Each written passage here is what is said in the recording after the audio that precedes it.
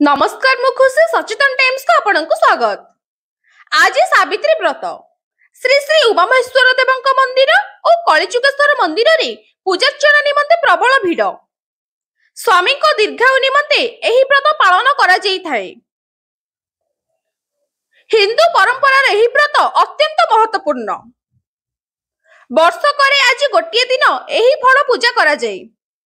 ताल सपुरी और खजुरी कोली और एहा सह शंखा सिंदूर लुगा पूजा हुए।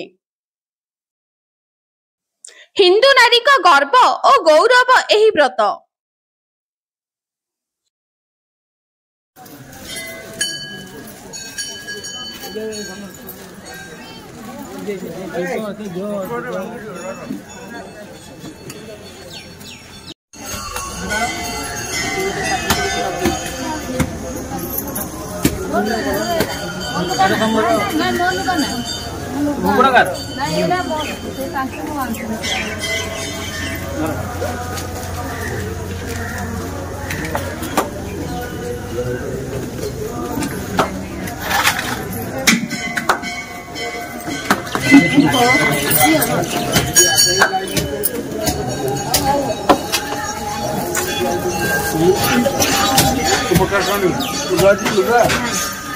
Tu